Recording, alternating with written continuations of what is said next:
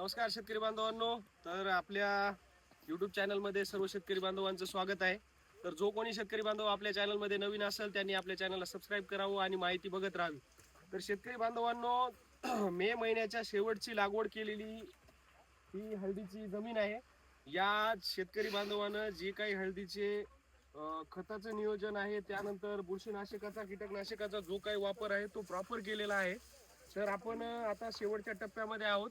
शेतकरी बांधवांना शेवटच्या टप्प्यामध्ये 0050 या खताचा वापर करून आता हळदीचं पाणी बंद केलेलं आहे. तर आपण पाहूयात आता हळदीची कंडिशन कशी आहे. एक पाहिलं तर तुम्ही आता बघा, हळदीचा जर कंद उपटून पाहिला आपण तर एक हळदीचा कंदा आपण उपटलेला आहे. तर शेतकरी बांधवांनो पाहू शकता, प्रत्येक आता या शेतकरी बांधवानं एक 50 ते 60 हजार रुपयापर्यंत हळदीला खर्च केलेला आहे. तरी पण तुम्ही पाहू शकता हळदीला सड जी आहे, सडीचा प्रादुर्भाव पाहून घेऊ शकता. हा जो गठ्ठा असतो आपला, त्याला 10 ते 20% सडीनं व्यापलेला आहे. त्यानंतर ज्या बाकीच्या शेंगा आहेत, आता बाकीच्या शेंगा हे पाहून घ्या.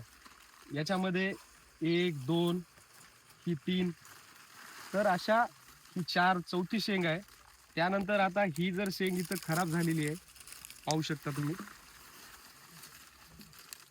ही सडीमुळं टोटल हळद जी आहे ही खराब झालेली आहे. तर शेतकरी बांधवांनो, एकदम चांगल्या प्रकारे खतांचं औषधाचं नियोजन करून सुद्धा या हळदीची अशा प्रकारची परिस्थिती आहे. आणि कंदसड मध्यभागी थोडीफार कमी झाली होती, पण आता पुन्हा या कंदसडीचा प्रादुर्भाव आहे हळद पिकामध्ये. तर हळद पीक आता हा जर तुम्ही भाग पाहिला तर वसमत तालुक्यामधील रिधोरा या गावामध्ये आपण आहोत. आणि हळदीचं पीक इतकं चांगलं दिसत आहे, पण हळदीचा जर माल पाहिला तर तुम्ही पाहू शकता, एक हळदीचा आपण एक रोपटं काढलेलं आहे आणि त्याच्यामध्ये 2 शेंगा चांगल्या आहेत आणि त्या पण सडीनं थोड्या खराब झालेल्याच आहेत. तर हळदीच्या उत्पन्नामध्ये तुम्ही पाहू शकता, असं जर क्रॉप असेल तर उत्पन्नामध्ये 100% घट होणार आहे. आणि मागच्या वर्षी ज्याप्रमाणे हळदीचं उत्पन्न निघालं होतं, तर हेच जे शेतकरी आहेत यांना गेल्या वर्षी 33 क्विंटल हळद झाली होती. तर शेतकरी बांधवाचं म्हणणं आहे की यावर्षी 20-25 क्विंटल हळद होणं पण अवघड आहे.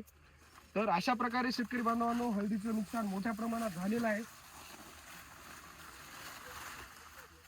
तर आपण जसं काही आपण आता भरपूर ठिकाणावरून आपण जे हळदीचे रिपोर्ट घेतले, त्यावरून हा पण हळदीचा आपण एक रिपोर्ट घेतलेला आहे. तर आपल्या भागामध्ये हळदीची परिस्थिती कशी आहे ती आम्हाला कमेंटमध्ये नक्की कळवा.